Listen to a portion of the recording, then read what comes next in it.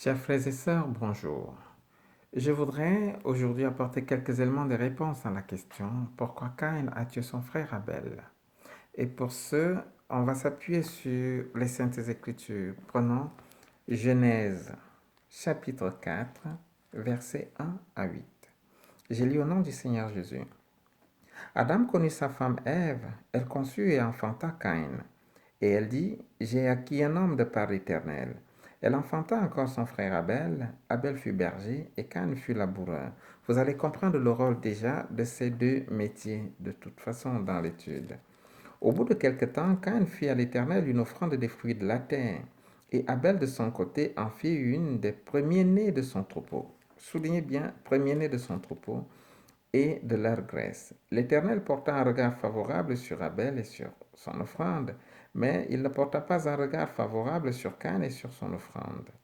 Caïn fut très irrité et son visage fut abattu. Et l'Éternel dit à Caïn, pourquoi es-tu irrité? Et pourquoi ton visage est-il abattu? Certainement, si tu agis bien, tu relèveras ton visage. Et si tu agis mal, le péché se couche à la porte, et ses désirs se portent vers toi. Mais si tu domines sur lui, cependant, si tu domines sur lui. Cependant, Caïn adressa la parole à son frère Abel, mais comme ils étaient dans les champs, Caïn se jeta sur son frère Abel et le tua. Parole du Seigneur Dieu Tout-Puissant, rendons grâce à Dieu. Chers frères et sœurs, il est important de rappeler que avant que l'être humain ne soit créé, il y a eu une bataille au ciel. Et cette bataille a fait suite au fait que Satan, qui était l'ange brillant, a pu convaincre quelques anges de le suivre dans la conquête du pouvoir. Il voulait prendre la place de Dieu. Pourtant, il avait une place très importante et même il était un ange très aimé, très apprécié de Dieu. En le précipitant sur la terre, il a assisté à la création de l'homme. Mais il ne pouvait pas accepter que Dieu donne tant d'autorité, tant de pouvoir à l'homme. C'est pour ça qu'il a poussé l'homme à la déchéance, à l'échec, en le faisant tomber au jardin d'Éden. Il l'a amené à manger le fruit de l'arbre défendu, l'arbre de la connaissance du bien et du mal. Il y avait un deuxième arbre défendu, l'arbre de la vie éternelle. Pourquoi est-ce qu'il ne l'a pas amené à manger l'arbre de la vie éternelle s'il aimait cet homme à ce point? Comprenez que la colère qui anime Satan depuis la nuit des temps n'a pas cessé. Elle n'a fait que s'amplifier. Et aujourd'hui, le joug est permanent et nous sommes dans les temps de la fin. Il est plus que ardu. Pour apporter un peu de lumière à cette lecture et pour donner des éléments de réponse à cette question, en parcourant le passage, on a l'impression que Dieu est impartial, que Dieu n'a pas une attitude de partialité. D'impartialité, je veux dire. Il a de la préférence pour Abel. Il a de la préférence pour l'offrande d'Abel. Et du rejet, du dédain pratiquement pour Caïn et aussi pour son offrande. Est-ce que, d'après nous, c'est un Dieu de justice?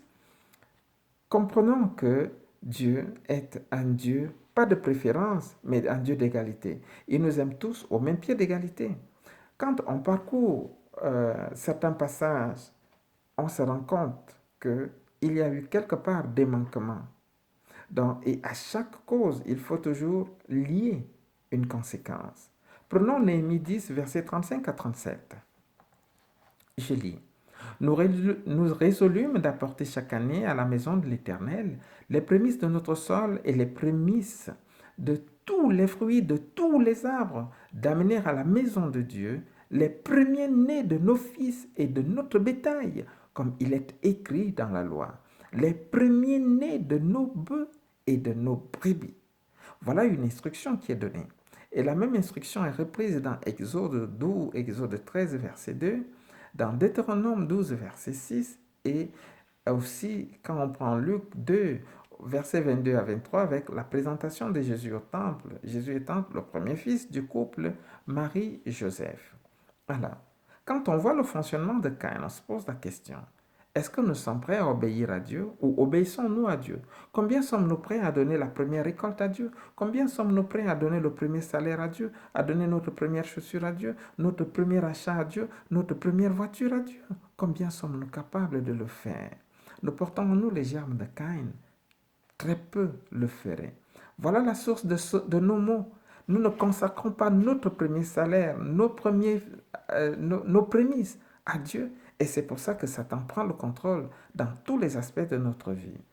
Si on prend Lévitique 10, on verra que l'instruction a été donnée. Quand vous arriverez dans le pays que je vous donne et que vous y ferez la moisson, vous apporterez au sacrificateur une gerbe des prémices de votre récolte.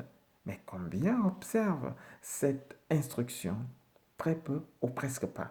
Parfois même, quand les curés, les pasteurs, du moins les hommes d'église disent aux chrétiens, donnez la dîme, ça devient une sorte de contrainte. Mais je demanderai aussi aux pasteurs de préparer les chrétiens. Parce que le chrétien à qui vous dites, si vous payez la dîme, Dieu va vous récompenser. C'est que c'est déjà en commerce et Dieu n'est pas dans le commerce. Il ne répond plus. L'homme doit faire et agir avec foi que Dieu a dit et moi j'obéis. L'obéissance suffit. Le reste, tous les calculs que vous faites, ça tombe dans l'eau et il n'y a pas de réponse. Et le chrétien doit être préparé, le pasteur doit être préparé. Donc, ne poussons pas les gens à la faute. Si on va donner aux pauvres, donnons-leur le meilleur de nous. On va donner aux orphelins, donnons-leur le meilleur de nous et non des haillons tout le temps, des habits qu'on n'utilise plus, le superflu. Même quand on donne au curé, au pasteur ou n'importe quel autre homme d'église, pendant qu'on a un compte qui explose en banque, on prend quelques pièces ou quelques maigres billets, c'est ça qu'on va mettre dans le panier du curé. Cela n'égaye pas Dieu parce que lui, il voit tout. Et notre attitude, quand Dieu nous fait même des reproches par rapport à notre attitude, on se rebelle. La rébellion, c'est comme, vous voyez, Abel qui réagit, dit, où est ton frère? Suis-je le gardien de mon frère? C'est ce qui arrive dans la société. Imaginez un homme qui soupçonne sa femme de le cocufier et pour son infidélité, il lui pose la question, mais où étais-tu? Elle va lui dire, mais j'étais avec ma copine Adèle, alors que Adèle ne sait rien du tout. Elle est partie se donner une partie des jambes en l'air, elle revient tout tranquillement. Elle pompe le péché et ajoute du mensonge et un zèle comme Caïn, exactement comme Caïn. Et si l'homme insiste, je te jure au nom de Dieu, je ne peux pas faire, je me prends pour une pute, je me prends pour une traînée. Vous voyez un tout petit peu cette attitude qui nous habite aujourd'hui, on l'a héritée depuis longtemps. Et c'est une nature que nous devons rejeter pour suivre les instructions divines. Dans Hébreux 11 au verset 3, au verset 4 plutôt, il faut arriver à atteindre le stade où on donne à Dieu avec foi. Et le respect des instructions doit être ce qui prime. Si Dieu a dit, faisons. Et ne cherchons pas pourquoi il a dit et pourquoi il voudrait qu'on fasse comme ceci ou comme cela. Respectons d'abord, obéissons. Si le regard est favorable, c'est parce que nous agissons bien comme Abel. Alors essayons de rester. Consacrons les premiers-nés à Dieu. Regardez un peu, nous avons le désordre dans nos familles tout simplement parce qu'on n'a pas consacré nos premiers-nés à Dieu. Dans nos villages, pratiquement les 3/4 des premiers-nés sont sorciers. Pourquoi? Parce qu'on ne les a pas consacrés à Dieu. Comme Satan, lui, il connaît la loi, il fait son travail. Il vous laisse un sorcier qui va pourrir l'esprit de toute la famille. Peut-être que c'était un futur président de la République, un futur ministre, je ne sais trop quoi. Mais nous, on a toujours l'impression, quand on dit consacrer un enfant à Dieu, c'est faire de lui un prêtre, un pasteur. Non, c'est permettre à Dieu de décider de ce qui est bon pour lui, de ce qui ne l'est pas. Qu'il soit sous son total contrôle. Rapprochez-vous des hommes de Dieu et leur demandez-leur, parce qu'il ne se fait pas tard. Nous sommes dans les temps de la fin et les révélations doivent vous permettre de vous réveiller et de grandir. Demandez-leur ce qu'il faut faire pour consacrer vos enfants au Seigneur, vos premiers-nés, afin que nous sortions du chaos dans lequel on se trouve. Car le volet est là, Satan est là, il est venu pour dérober, voler et tuer. Et aujourd'hui, je reviens sur la question, pourquoi est-ce que Caïn a tué son frère Abel? Regardez la profession d'Abel. Abel était berger. Alors, Caïn a pris le contrôle d'Abel. Satan a pris le contrôle de Caïn. Il est animé du sentiment de jalousie. Pourtant, la nature angélique que l'homme avait avant la consommation du fruit de l'arbre défendu ne lui permettait pas d'avoir un instinct de jalousie, de rejet ou autre. Il était un être saint angélique. Il ne pouvait pas avoir ce genre d'attitude. Caïn est jaloux de son frère. Et c'est par l'instinct de jalousie qu'il a préféré le tuer. Essayez un peu de vous mettre en esprit que nous sommes à l'origine des choses. Nous sommes dans la l'aube de l'existence humaine. Quelqu'un n'a qu'un seul frère et il l'assassine. Est-ce que vous pouvez vous représenter cela? Satan fait des ravages depuis la nuit des temps. Et n'ayez pas l'impression qu'il est en vacances. Il a amplifié les choses. Et maintenant que l'homme est physiquement plus nombreux, il agit avec une grande simplicité, une grande aisance pour continuer à faire son travail, dérober, détruire, voler.